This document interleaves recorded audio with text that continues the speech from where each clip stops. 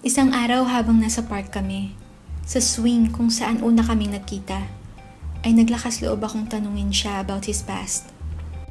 Chase? Yep. Pwede magtanong. Nagtatanong ka na, di ba? Sige na. Alright, fire it away.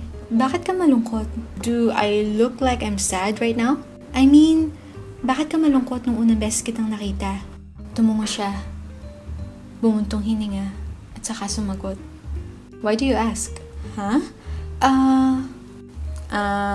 Wala.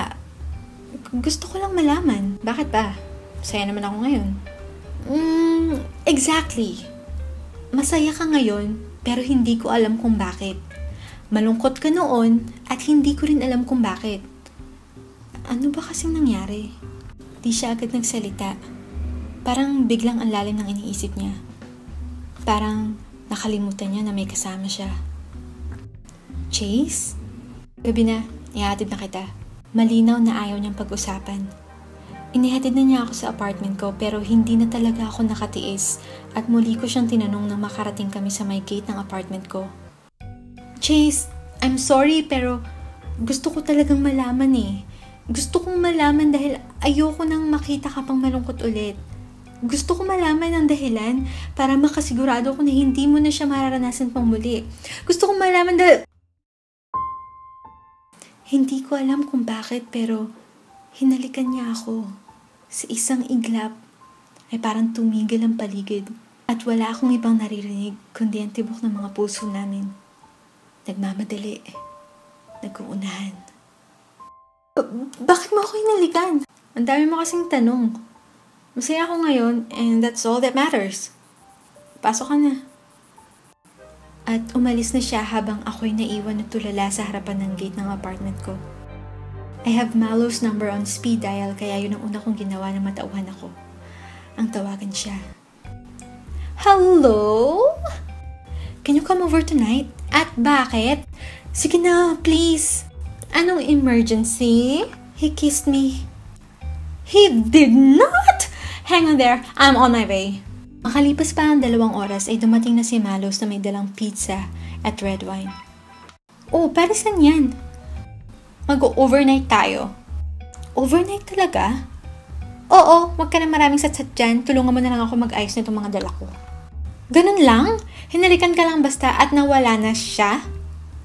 Eh kasi daw ang dami kong tanong.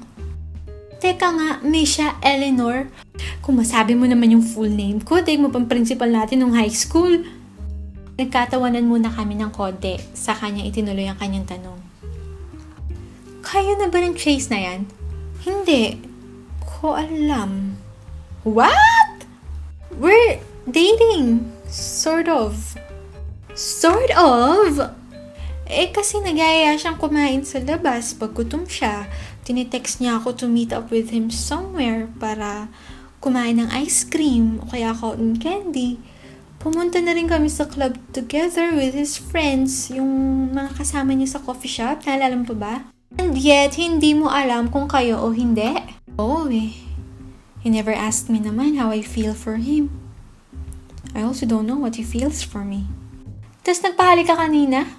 Eh girl, I was not prepared. Bakit? Kung prepared ka ba, iiwas ka? Bakit ako iiwas? O kita mo na? So anong gagawin ko? Ask him kung ano ka sa kanya. And, di malalaman mo. What if he doesn't feel anything for me? So trip-trip lang ang paghalik, ganon. Paano kung ganon nga?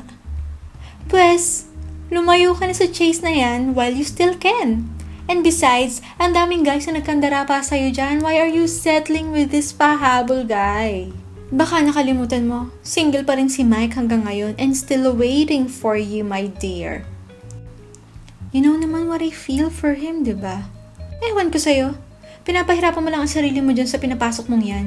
Kausapin mo na yan si Chase and ask him kung ano bang meron kayong dalawa. If he can't give you a decent answer, wag kang magpakatanga, okay? Sayang ang utak at ganda mo kung di gagamitin sa tamang paraan. Kala ko rin mo na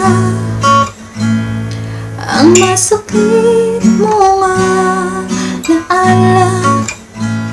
Akala ko'y tayo ng dalawa. pa pala sapat ang dulot kong saya. Ang puso't isip mo'y